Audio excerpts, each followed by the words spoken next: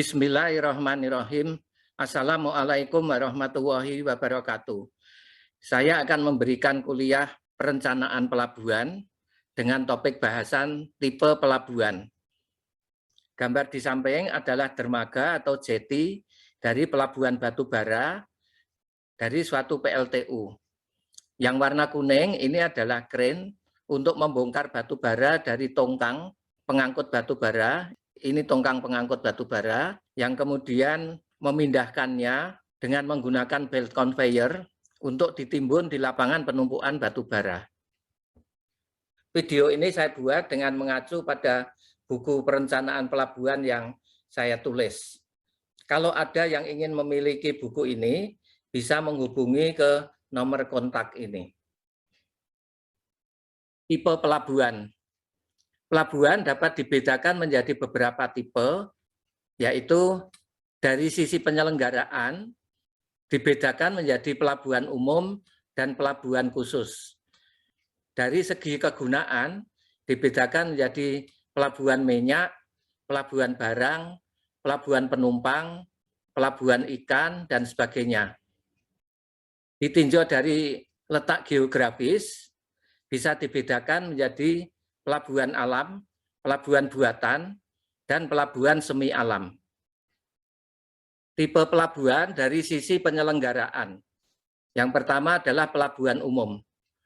Pelabuhan umum diselenggarakan untuk kepentingan pelayanan umum. Penyelenggaraannya dilakukan oleh pemerintah dan pelaksanaannya dilimpahkan kepada BUMN, yaitu PT Pelindo. Gambar di samping atas, ini adalah contoh pelabuhan Tanjung Priok. Ini adalah pemecah gelombang, ini ya.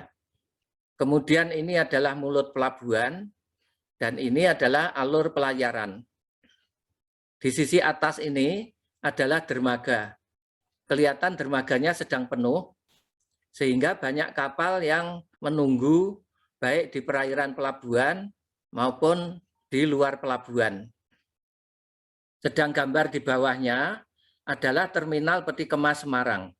Terlihat gantry crane yang sedang membongkar atau memuat peti kemas dari dan ke kapal peti kemas. Kemudian bagian sisi kiri ini adalah lapangan penumpukan peti kemas. Masyarakat umum bisa menggunakan pelabuhan tersebut baik untuk bepergian maupun pengiriman barang. Gambar di bawah ini menunjukkan pembagian wilayah pengelolaan pelabuhan yang dibagi menjadi 4 wilayah, yaitu PT Pelindo 1, wilayah pengelolaannya meliputi Provinsi Aceh, Sumatera Utara, Sumatera Barat, Riau, dan Kepulauan Riau. Pusatnya di Pelabuhan Belawan, Medan. Kemudian Pelindo 2, wilayah pengelolaannya adalah Provinsi Jambi, Sumatera Selatan, Lampung, Kalimantan Barat, dan Jawa Barat. Pusatnya di Pelabuhan Tanjung Priok. Kemudian Pelindo 3 meliputi Provinsi Jawa Tengah, Jawa Timur, Bali, NTB, NTT, Kalimantan Tengah, Kalimantan Selatan. Pusatnya di Pelabuhan Tanjung Perak, Surabaya. Kemudian Pelindo 4, wilayah pengelolaannya meliputi Kalimantan Timur, Kalimantan Utara, Sulawesi, Maluku, dan Papua Barat. Kemudian yang kedua adalah pelabuhan khusus. Pelabuhan ini untuk kepentingan sendiri guna menunjang kegiatan tertentu. Pelabuhan ini tidak untuk kepentingan umum kecuali pada kondisi tertentu dengan izin pemerintah.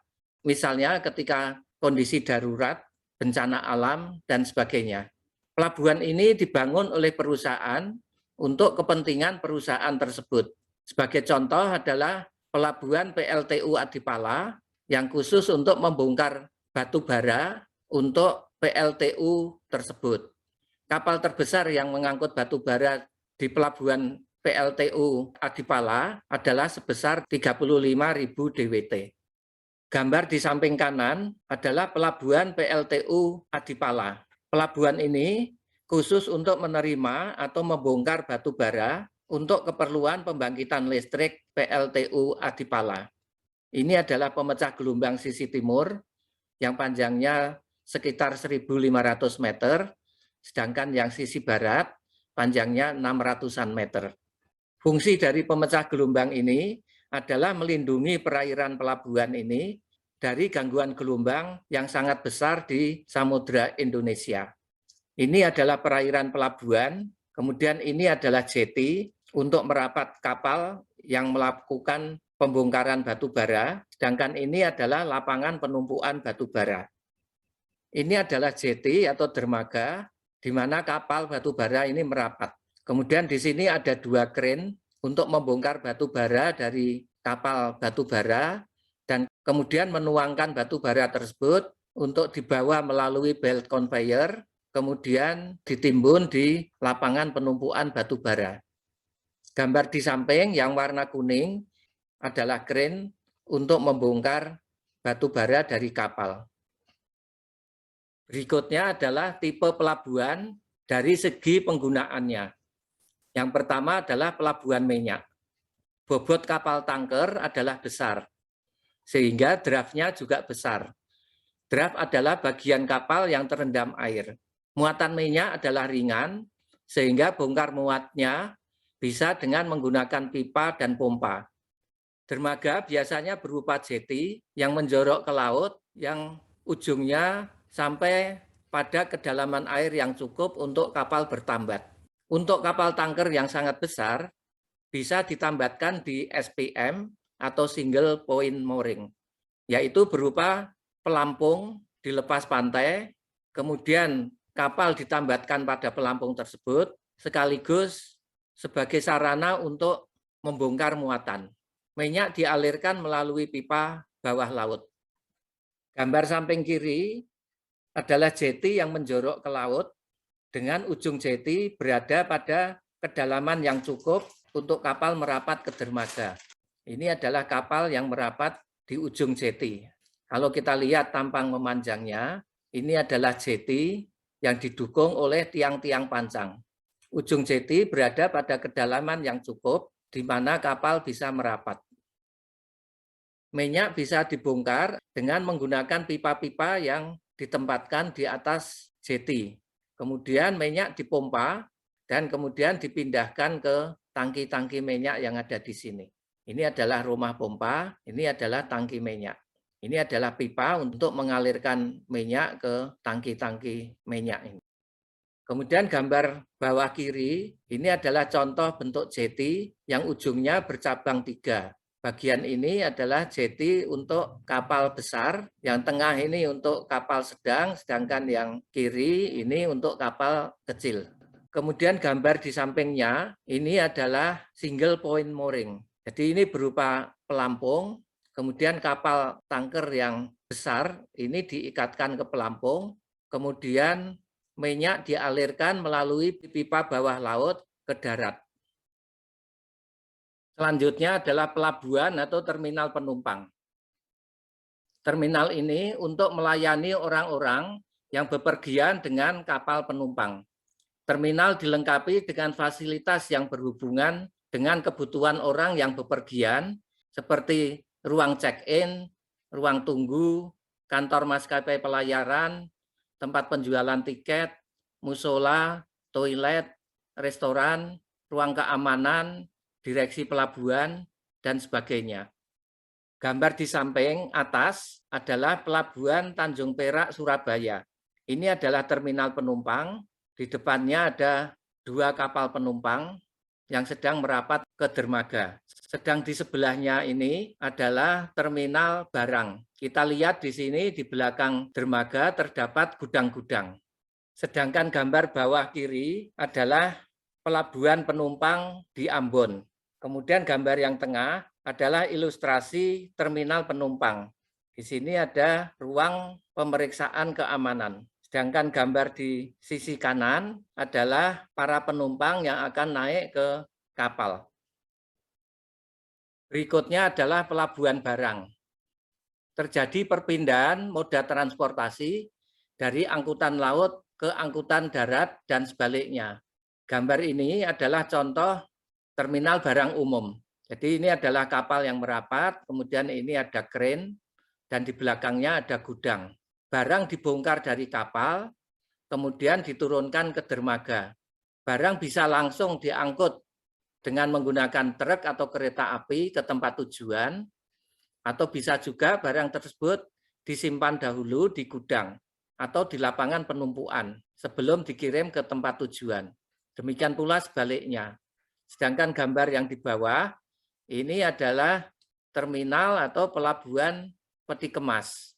Ini adalah kapal peti kemas. Peti kemas dibongkar menggunakan kren yang kemudian dimuat di truk atau kereta api untuk dikirim ke tempat tujuan. Atau barang tersebut dibawa ke lapangan penumpukan peti kemas. Gambar kanan atas ini adalah pelabuhan barang umum Gorontalo.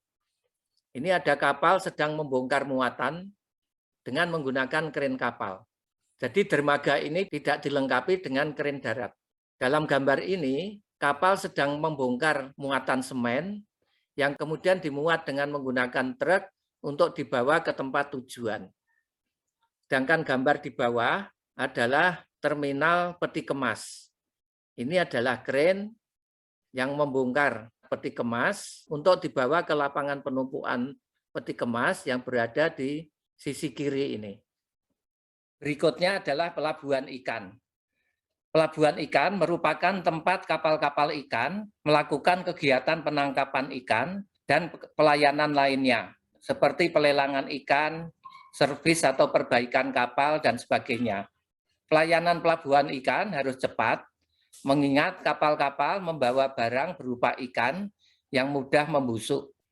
Pelabuhan dibagi dalam beberapa zona, yaitu zona bongkar, zona pelayanan, zona tambat. Fasilitas pelabuhan meliputi pemecah gelombang, kalau pelabuhan berada di laut terbuka dengan gelombang besar. Kemudian dermaga, yang dibedakan menjadi dermaga bongkar, dermaga pelayanan, dan dermaga tambat. Kemudian harus ada tempat pelelangan ikan atau TPI, kantor pelabuhan, tangki air atau tangki BBM, pabrik es atau ruang pendingin, tempat pelayanan atau perbaikan kapal, juga tempat penjemuran jala. Gambar di samping adalah contoh pelabuhan ikan Cilacap. Pelabuhan ini dibangun pada tahun 1992. Beberapa fasilitas pelabuhan adalah yang pertama pemecah gelombang, kemudian yang kedua ini adalah perairan pelabuhan yang dibuat di darat dengan melakukan pengerukan. Berikutnya adalah dermaga, dibedakan menjadi ini adalah dermaga bongkar, ini adalah dermaga tambat, dan ini adalah dermaga pelayanan. Kapal ikan yang baru datang dari melaut untuk menangkap ikan akan merapat ke dermaga bongkar. Kapal tersebut bisa melaut selama 1 atau 2 minggu. Ikan hasil tangkapan dibongkar di dermaga bongkar dan kemudian segera dibawa ke tempat pelelangan ikan untuk dilelang. Tempat pelelangan ikan ini harus berada dekat dengan dermaga bongkar. Setelah membongkar ikan, kapal secepatnya pindah ke dermaga tambat. Ini adalah dermaga tambat. Awak buah kapal yang sudah melaut 1 atau 2 minggu beristirahat dan kapal ditambatkan di dermaga tambat sebelum melaut lagi. Di zona tambat terdapat beberapa fasilitas seperti slipway, yaitu tempat untuk memperbaiki kapal, kemudian ada tempat untuk perbaikan jaring dan penjemuran ikan. Ketika kapal dan awak buah kapal akan melaut lagi, kapal dibawa ke zona atau dermaga pelayanan di sini untuk mengisi BBM, menyediakan es untuk pendinginan ikan, bekal untuk melaut, dan sebagainya.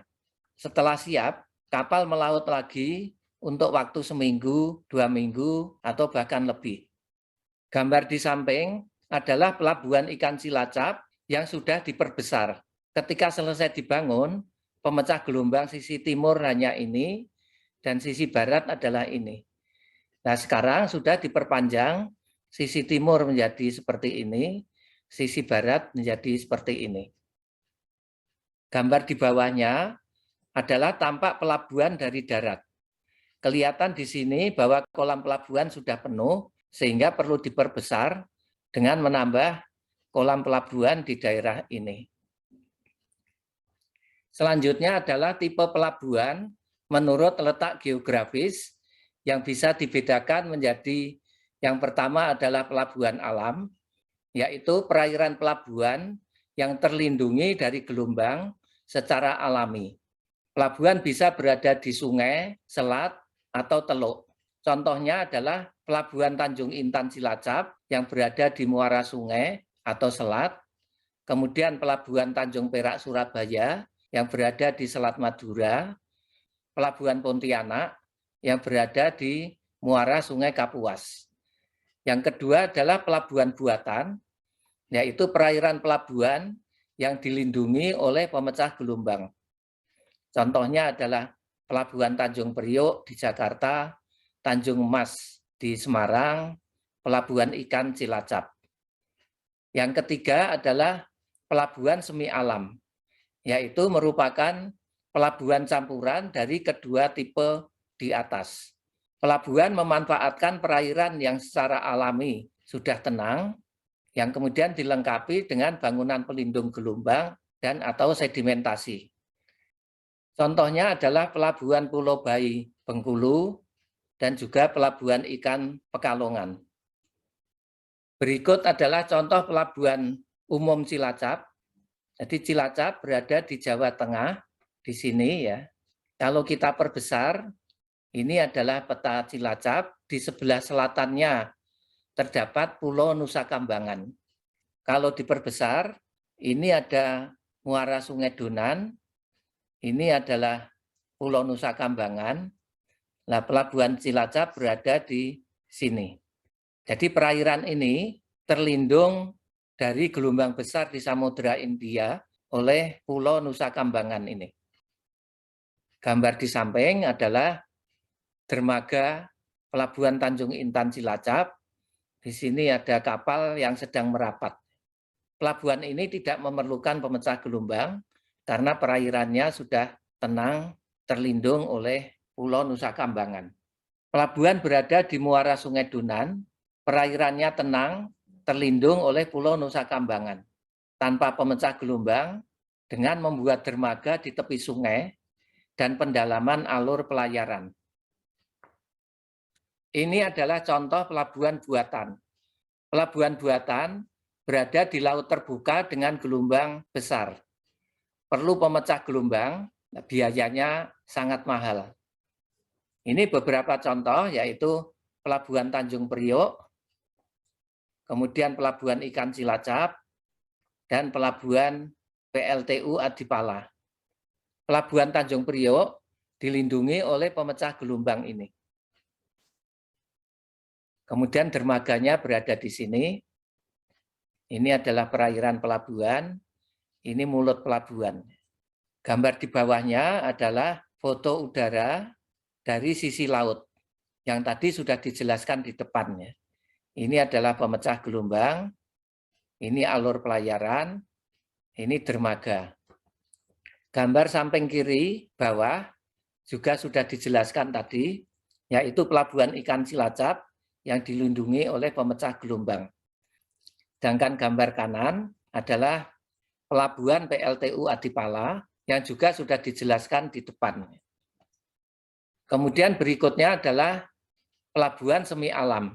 Contohnya adalah Pelabuhan Pulau Bayi Bengkulu yang memanfaatkan teluk untuk kolam pelabuhan. Ada lidah pasir yang melindungi teluk, kemudian lidah pasir dikeruk untuk alur pelayaran dan dilindungi oleh pemecah gelombang. Ini adalah Pelabuhan Pulau Bayi Bengkulu di pantai barat Sumatera. Di sini ada lidah pasir, kemudian di sini ada teluk. Kita akan memanfaatkan teluk ini sebagai kolam pelabuhan. Untuk keluar masuk kapal, lidah pasir ini dikeruk dan kemudian dibangun pemecah gelombang untuk melindungi alur pelayaran dan kolam pelabuhan. Ini adalah peta Google Earth dari Pelabuhan Pulau Bayi Bengkulu. Jadi ini kolam pelabuhannya, ini alur pelayaran. Kemudian gambar di samping kanan, ini adalah pelabuhan ikan Calongan. Jadi pelabuhan ikan Calongan berada di muara sungai. Ini adalah dermaganya, sehingga perairan ini tenang. Tetapi di pantai terjadi transport sedimen pasir yang dominannya bergerak ke barat. Untuk melindungi muara sungai ini dari endapan pasir, di kanan kirinya dibuat jeti. Ini adalah gambar Google Earth-nya. Ini muara Sungai Pekalongan. Pelabuhan ikannya berada di sini. Nah, kemudian dibuat jeti yang menjorok ke laut untuk menahan pasir agar tidak masuk ke muara sungai ini.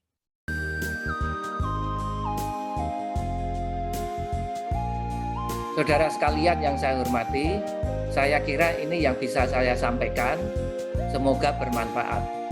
Mohon di-share dan subscribe. Sekian, terima kasih.